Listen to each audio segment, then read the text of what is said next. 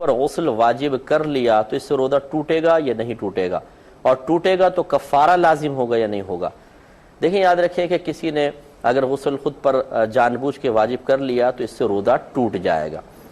نبی کریم صلی اللہ علیہ وسلم کے پاس ایک اعرابی حاضر ہوئے، یا رسول اللہ میں ہلاک ہو گیا۔ سرکار نے فرمایا کیا ہوا؟ رمضان کے دن تھے، کہنے لگے کہ میں حالت روزہ میں تھا، میری زوجہ بھی حالت روزہ میں تھی، اور مجھ سے غلطی سرزد ہو گئی، یعنی ہم نے جسمانی تعلق قائم کر لیا۔ تو رحمت کونین صلی اللہ علیہ وسلم نے فرمایا کہ تمہارا روزہ ٹوٹ گیا، اب تم اس کا کفارہ ادا کرو۔ عرض کیا رسول اللہ کفارہ کیا ہے؟ فرمایا 60 روزے لگاتار رکھو۔ ان عرابی نے عرض کیا رسول اللہ یہ روزوں کی وجہ سے ہی تو یہ مشکل آئی ہے، یعنی میں روزے میں صبر نہ کر سکا اور اس طرح ہو گیا، تو 60 روزہ صبر کیسے کر سکوں گا؟ تو سرکار نے شاید فرمایا تم 60 مسکینوں کو کھانا کھلا دو۔ عرض کیا رسول اللہ میں یہ بھی نہیں کر سکتا ہوں، میں غریب آدمی ہوں۔ تو رحمت کونین صلی اللہ علیہ وسلم نے فرمایا کہ بیٹھ جاؤ۔ تھوڑی دیر بعد ایک کھجور کا ٹوکرا سرکار کے پاس آیا، تو سرکار نے فرمایا وہ شخص کہاں ہے؟ تو کھڑے ہو گئے۔ سرکار نے فرمایا جاؤ اس ٹوکرے کی کھجوریں تقسیم کر دو، اللہ تعالیٰ اسی میں تمہارا کفارہ قبول کر لے گا۔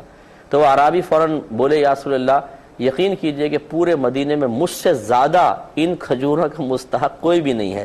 تو سرکار نے شاید فرمایا جاؤ تم کھاؤ، اپنے گھر والوں کو کھلاؤ، اللہ تعالیٰ اسی میں کفارہ پورا کر دے گا۔ تو خلاصہ کلام یہ ہوا کہ معلوم ہوا کہ جسمانی تعلق قائم کرنے سے روزہ ٹوٹ جاتا ہے اور کفارے کا سبب بنتا ہے۔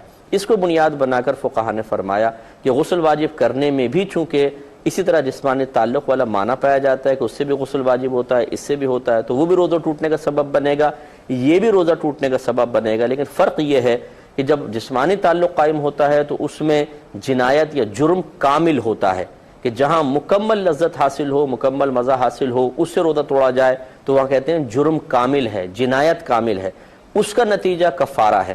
اور یہاں پر اگر خود اپنے اوپر غسل واجب کیا جائے تو اس میں بھی ایک یک گنا لذت تو ہے لیکن کامل نہیں ہے، تو لہٰذا یہاں جنایت ناقص کہلائے گی، اور جہاں جنایت ناقص ہوتی ہے وہاں کفارہ نہیں ہوتا بلکہ صرف قضا ہوتی ہے، لہٰذا اس فعل پر قضا ہے، روزہ ٹوٹ جائے گا اور قضا ہے۔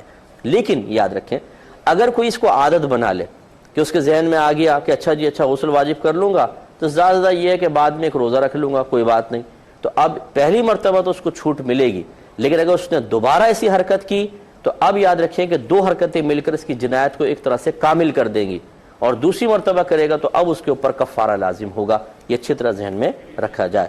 ایک مختصر سا بریک لیں گے، ہمیں یقین ہے آپ ہمارے ساتھ ہی رہیں گے۔ میرا دل مقام